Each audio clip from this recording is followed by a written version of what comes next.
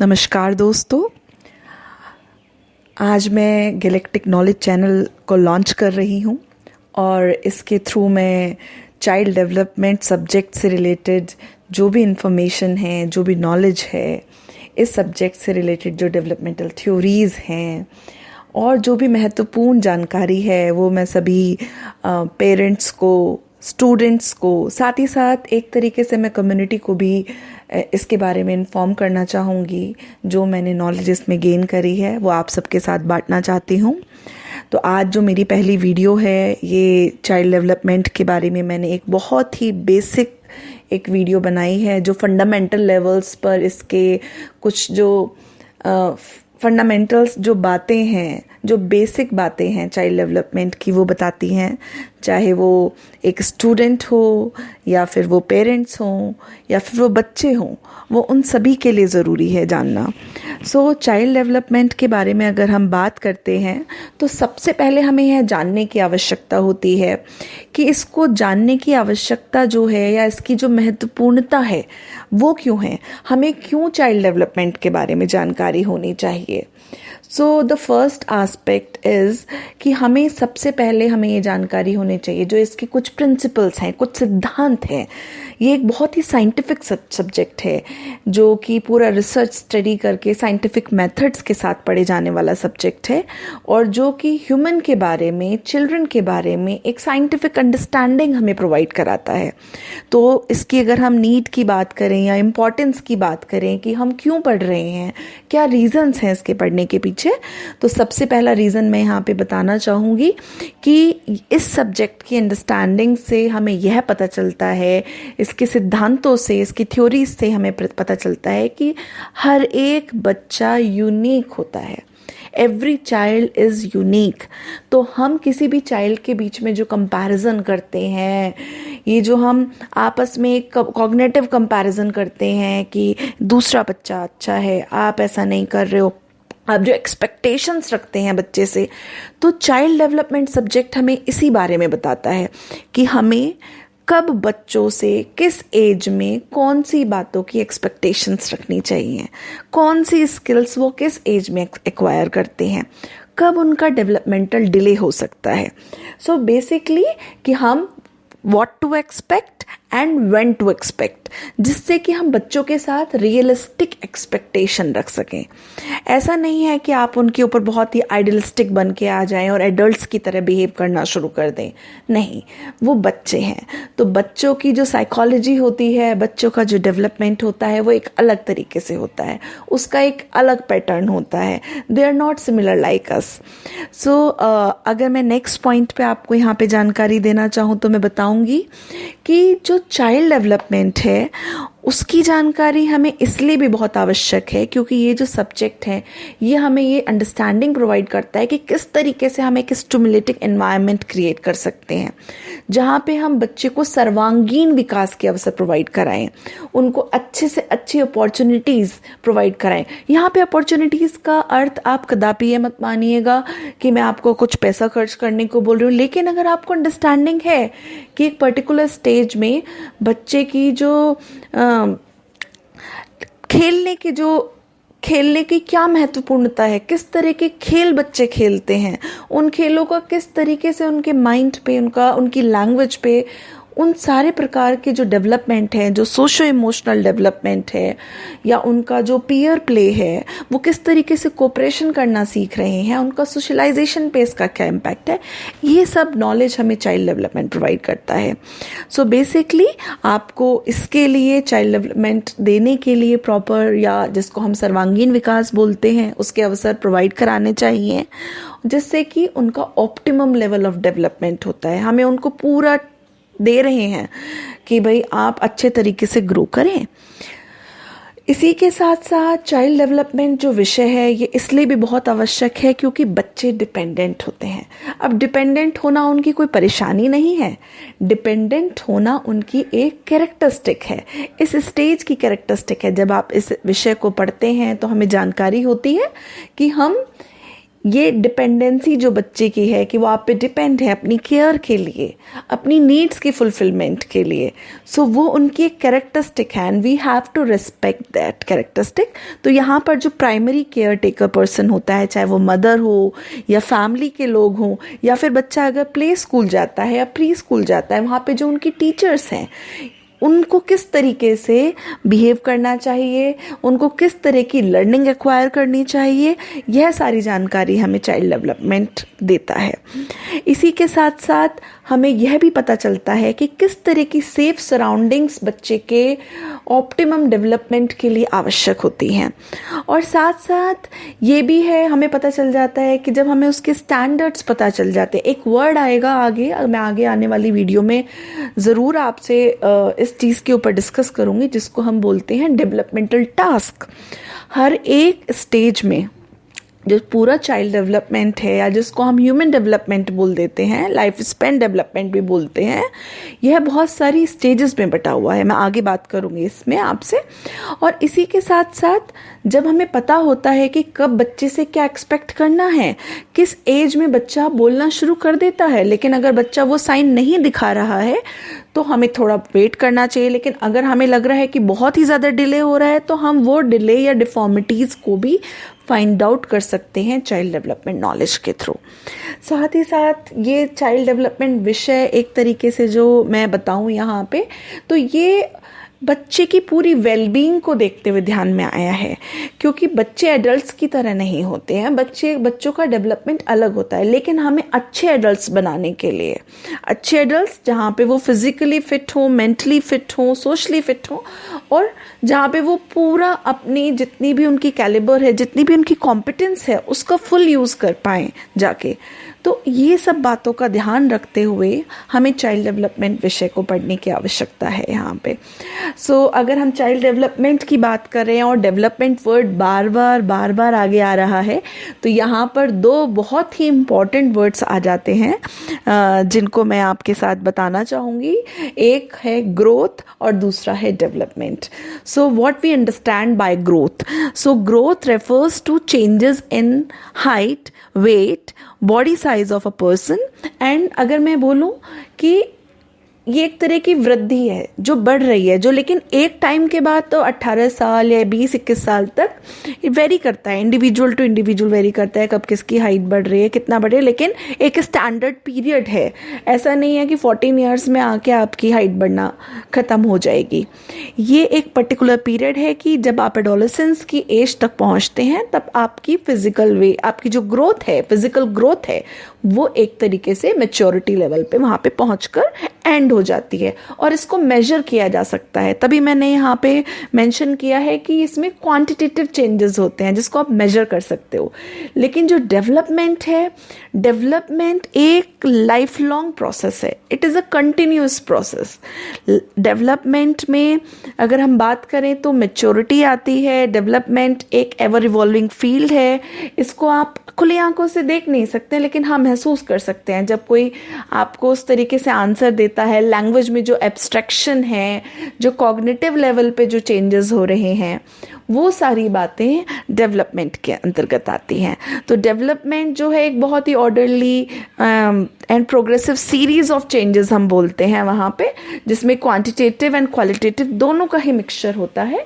और साथ ही साथ जो डेवलपमेंट है, जिसको हम विकास भी बोलते हैं, डेवलपमेंट में को अफेक्ट करने वाले बहुत सारे फैक्टर्स भी होते हैं जो डेवलपमेंट को अफेक्ट कर सकते हैं। इसके बारे में मैं नेक्स्ट वीडियो में बात करूँगी। लेकिन डेवलपमेंट किस चीज़ को अफेक्ट करते हैं, जो मैंने क्योंकि आपसे फैक्टर्स की अभी बात करी है, तो जब हम डेवलपमेंट को समझने की बात करते हैं, देखिए एक ह्यूमन बीइंग है या एक चिल्ड्रन है, कोई वो ऐसी चीज़ तो नहीं है जिसको हमने टेस्ट किया और उसके सारे ही डेवलपमेंट को जान लिया। जो ह्यूमन बीइंग है या जो बच्चे हैं, वो बहुत ही कॉम्प्लेक्स एक तरह की पर्सनालिटी के साथ आते हैं, जिसको हम हर किसी को देख के नहीं पहचान सकते कि हाँ ये क्या है, ये क्या है। तो इसी तरीके से डेवलपमेंट को समझने के लिए बहुत सारे एरियाज में इसको कैटेगराइज किया गया है।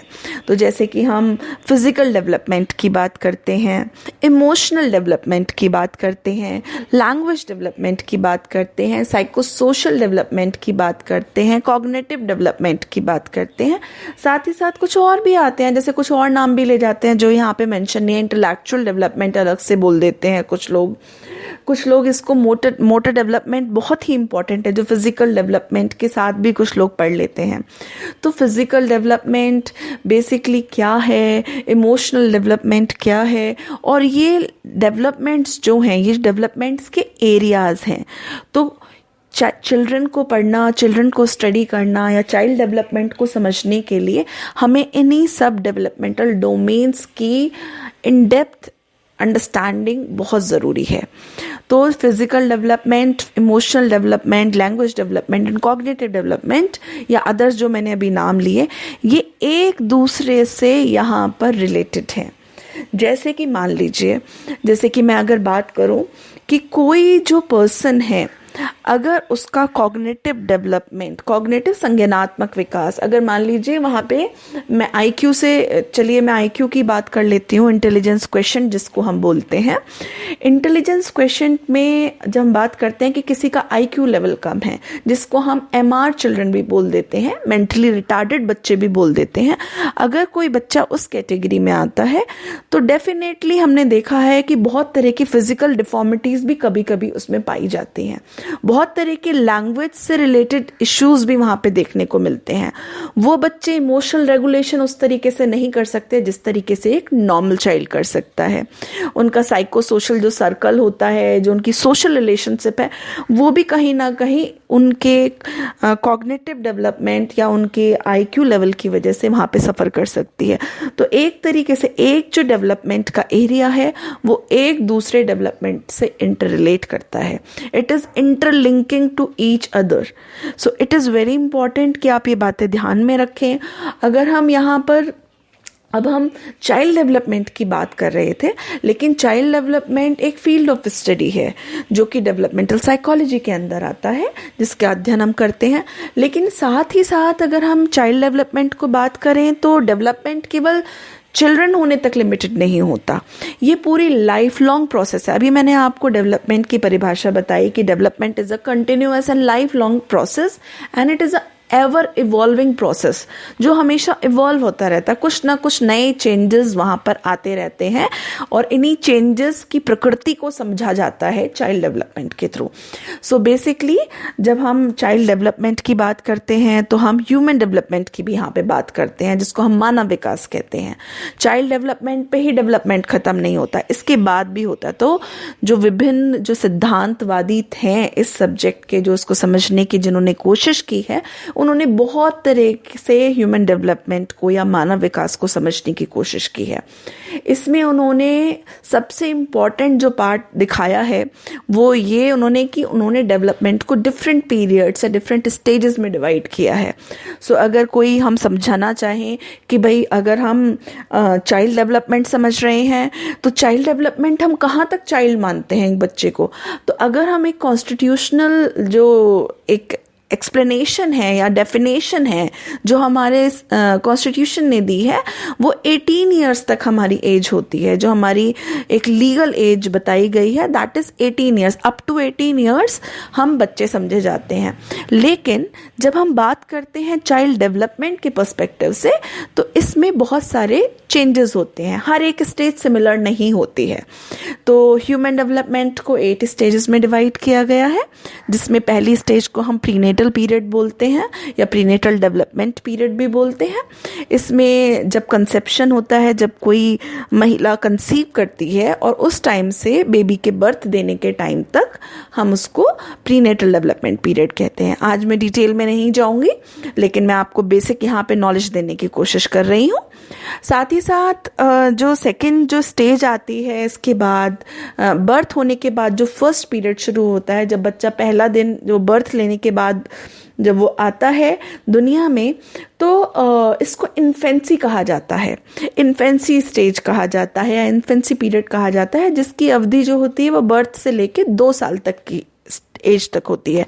और इसमें बच्चा बहुत ही अलग अलग तरीके की डेवलपमेंटल टास्क उसकी होती हैं जो वो उनको पूरा करता है। पूरी प्योर डिपेंडेंसी स्टेज होती है, लेकिन इसमें भी बहुत तेज़ी से डेवलपमेंट होता है। ब्रेन का डेवलपमेंट बहुत स्पीड से होता है। तो कैसे होता है, क्या होता है, वो सारी बातें मैं आपको बाद में बताऊंगी। आज मैं आपको बेसिक स्टेजेस के बारे में जानकारी दे रही हूँ। जो थर्ड स्टेज हम बोलेंगे that is early childhood stage, जिसको हम प्ले स्कूल स्टेज भी बोल देते हैं। जब आपके बच्चे प्ले स्कूल में जाना शुरू कर देते हैं, ये 2 से 6 ईयर्स का पीरियड माना जाता है। फिर इसके बाद आता है मिडिल चाइल्डहुड स्टेज, और ये 6 to 12 ईयर्स का पीरियड है। And then adolescence period, adolescence जिसको हम किशोरावस्था भी कहते हैं हिंदी में। किशोरावस्था का जो टाइम है वो प्यूबर्टी पीरियड से शुरू हो जाता है, जहाँ पर लड़का या लड़की अपने सेकेंडरी सेक्स कैरेक्टरिस्टिक्स को दिखाना शुरू करते हैं और उनमें चेंजेस आते हैं। बहुत प्रकार के चेंजेस देखने को मिलते हैं, जैसे आवाज़ का भारी हो जाना, या फिर उनकी जो शोल्डर्स होते हैं बॉयज़ के वो ब्रॉड हो जाना। तो बहुत तरह के चेंजेस देखने को मिलते हैं। ऐसा नहीं होता कि केवल बॉडीली चेंजेस देखने को मिलते हैं, बहुत तरह साइकोलॉजिकल लेवल पे भी चेंजेस होते हैं, जहाँ पर वो अपनी आइडेंटिटी के लिए बहुत ज़्यादा कंसर्न होते हैं। हु एम आई? इसके बारे में बहुत सारी थ्योरीज हैं, मैं बाद में बात करूंगी। आज मुझे लगता है कि इसी पे फोकस करना चाहिए। जो नेक्स्ट स्टेज हम बोलते हैं उसको हम इमर्जिंग एडल्टहुड भी बोलते हैं, इमर्जिंग यंग एडल्टहुड भी बोलते हैं। और ये स्टेज होती है जब एक पर्सन पूरी एजुकेशन लेने के बाद पूरा रिस्पॉन्सिबिलिटी लेने के लिए तैयार होता है, तब उसका डेवलपमेंट किस तरीके से जाता है, क्या क्या उसकी रिस्पॉन्सिबिलिटीज़ होती हैं, कैसा उसका डेवलपमेंट होता है, क्या एक्सपेक्टेशन होती है, ये उसका बेसिकली है। And it's vary from culture to culture. 25 to 40 years भी बोल सकते हैं, कभी कभी 25 to 35 भी होता है। तो ये तो जो भी सिद्धांतवादी हैं उन्होंने अपने अपने जिस जिस कल्चर को स्टडी किया उस कल्चर के पर्सपेक्टिव से ये बातें करी हैं। बेसिकली एक एवरेज अगर हम मान के चलें तो 40 ईयर्स तक हम कहते हैं। Then middle adulthood, middle adulthood एक टाइम होता है जब आपके बच्चे हैं, आप उनकी पूरी एजुकेशन पे इन्वेस्टमेंट कर रहे हैं, आप उनको पढ़ा रहे हैं, जिम्मेदार बना रहे हैं, साथ ही साथ आप भी बहुत ज़्यादा काम में इंडल्ज हैं, आपकी रिस्पॉन्सिबिलिटीज़ बहुत ज़्यादा होती हैं वहाँ पे। साथ ही साथ बहुत तरह के चेंजेस भी आपकी बॉडी में भी आ रहे हैं, साइकोलॉजिकल लेवल पे, सोशल लेवल पे। तो ये मिडिल एडल्टहुड स्टेज है जो बहुत ही रिस्पॉन्सिबलाइज स्टेज मानी जाती है। फिर उसके बाद एक एज आती है जब आप रिटायर हो जाते हैं, अपने काम से रिटायरमेंट ले लेते हैं। लेकिन ये भी वेरी करता है, कल्चर टू कल्चर वेरी करता है कि कौन किस प्रकार के काम में संलग्न है। जैसे कि अगर मैं फार्मर्स की बात करूं तो फार्मर्स जो होंगे, बेसिकली डेफिनेटली फिजिकल जो डेवलपमेंट है वो डिस्ट्रक्शन की तरफ है। उतना हम एनर्जी नहीं दे सकते जितना हम पहले दे पा रहे थे, लेकिन फिर भी उनका पीरियड थोड़ा लॉन्ग होता है क्योंकि कोई ऐसी ऑफिशियली उनका रिटायरमेंट नहीं होता है।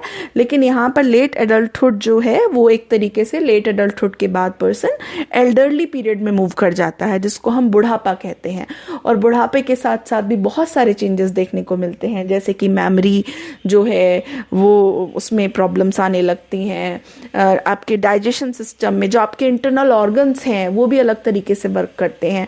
तो ये सारे जितनी भी 8 स्टेजेस हैं, ये कोई ऐसे फिक्स पीरियड नहीं है। It is very important to mention कि ये सारे कोई ऐसी फिक्स स्टेजेस नहीं है कि यहीं से यहीं तक ऐसे होता है। They are searched by developmental psychologist. लेकिन ये एक स्टैंडर्ड है जो आप मतलब हम कह सकते हैं जिसके ऊपर मान्यता मिली हुई है और लोग इनको पढ़ते हैं। लेकिन अगर आप और इन डेप्थ स्टडी करते हैं तो बहुत सारे कल्चर ऐसे हैं जहाँ पे एडोलेसेंस नाम का कोई पीरियड ही नहीं होता है। आई होप ह्यूमन डेवलपमेंट की 8 स्टेजेस के बारे में आप समझ पाए होंगे। जब नेक्स्ट में यहाँ पर ये सारी बातें मैंने आपको बताई हैं, ये बताना भी मेरे लिए बहुत इम्पॉर्टेंट है कि हम चाइल्ड डेवलपमेंट क्यों पढ़ रहे हैं। तो अगर हम चाइल्ड डेवलपमेंट की बात करते हैं, अगर मैं आपसे पूछूं कि बताइए चाइल्ड डेवलपमेंट, आप चाइल्ड किसे कहेंगे, तो आप कहेंगे कि हम तो 3-4 स्टेजेस हैं यहाँ पर, उसको हम यहाँ पे इंक्लूड करना चाहेंगे। Basically 4 stages. That means prenatal development से लेके अडोलेसेंस पीरियड तक। प्रीनेटल डेवलपमेंट जो गर्भाधान अवस्था है उसको फिर भी हम यहाँ पे अलग रख सकते हैं, लेकिन वो भी चाइल्ड डेवलपमेंट का सबसे इम्पॉर्टेंट और पहला जो पॉइंट है, जो स्टार्टिंग है, बिगनिंग है, वो वहीं से होती है। तो ये जो 5 स्टेजेस हैं स्टार्टिंग की, prenatal development, infancy, early childhood, middle childhood and adolescence period, ये सारी 5 सब स्टेजेस मैं इनको बोलूँगी, ये सब मिलके एक कलेक्टिव चाइल्डहुड को दर्शाती हैं एक तरीके से। हम जिसको बोल सकते हैं कि ये चाइल्डहुड स्टेज के अंदर की सब स्टेजेस हैं। तो ये सारी सब स्टेजेस के बारे में, इनमें क्या चेंजेस होते हैं, कब होते हैं, अब जो आप एक्सपेक्टेशन एक 12 से लेकर 18 साल के बच्चे से कर सकते हैं वो आप 6 से 12 साल के बच्चे से नहीं करेंगे, क्योंकि उसकी स्किल्स, उसकी कैपेबिलिटीज़, उसकी एबिलिटीज़ वो वहाँ पे डिफ़र करेंगी, उसको टाइम लगता है ये सब चीज़ें करने में। और ये जो फाउंडेशन ईयर्स हैं जिसको हम बोलते हैं इन्फेंसी और अर्ली चाइल्डहुड, ये बहुत ही ज़्यादा इम्पॉर्टेंट होते हैं कोई भी चीज़ों की फाउंडेशन डालने के लिए, तो प्रिपरेशन करने के लिए, रेडीनेस कराने के लिए। सो इनके ऊपर हमें ध्यान देना मतलब बहुत ज़रूरी है। तो ये सारी बातों के साथ आज की जो मेरी वीडियो है, आई होप मैं आपको जस्टिस कर पाई हूँ चाइल्ड डेवलपमेंट के बारे में, थोड़ी सी इनिशियल नॉलेज या फंडामेंटल नॉलेज देने के लिए कि बेसिक्स क्या हैं। अगर हम चाइल्ड डेवलपमेंट के बारे में समझना चाहते हैं तो हमें ग्रोथ, डेवलपमेंट, इसके बारे में हमें जानकारी होनी चाहिए। हम क्यों पढ़ रहे हैं, इसकी इम्पोर्टेंस क्या है, इसका स्कोप क्या है, क्यों हम इसे पढ़ रहे हैं, वो हमें पता होना चाहिए। साथ ही साथ हमें ये भी जानकारी होनी चाहिए कि ह्यूमन डेवलपमेंट को कितनी स्टेजेस में डिवाइड किया गया है। सो आज इसी सब नॉलेज के साथ मैं यहाँ पर समाप्त करती हूँ। आशा है कि आपको मेरे ये जो वीडियो है और इसके द्वारा जो मैंने नॉलेज आपके साथ शेयर करने की कोशिश की है आपको पसंद आई होगी। आपसे एक और रिक्वेस्ट करती हूँ कि प्लीज़ मेरे चैनल को आप सब्सक्राइब करिए और शेयर करिए, क्योंकि ये मेरा पहला एफर्ट है इस YouTube वीडियो के थ्रू। और जो चाइल्ड डेवलपमेंट के ऊपर ही मैं आगे और बहुत सारी डिटेल नॉलेज लेके आऊँगी, थ्योरीज़ के बारे में हम बात करेंगे, लाइफ स्पैन डेवलपमेंट की प्रिंसिपल्स के बारे में हम बात करेंगे। जो बहुत सारी थ्योरीज़ हैं जैसे सिगमंड फ्रॉइड है, एरिक एरिक्सन है, ये बहुत ही इंपॉर्टेंट थ्योरिस्ट हैं जिसके बारे में हमें जानना ज़रूरी होगा। तो इन्हीं सब बातों के साथ मैं यहाँ पे समाप्त करती हूँ। और मैंने ये आपको लास्ट स्लाइड में मैंने अपना लिंक दिया हुआ है सब्सक्राइब करने के लिए मेरे चैनल को। प्लीज़ इस पे जाकर सब्सक्राइब करिए एंड गैलेक्टिक नॉलेज को प्रमोट कराने में मेरी हेल्प करिए। Thank you so much. Bye.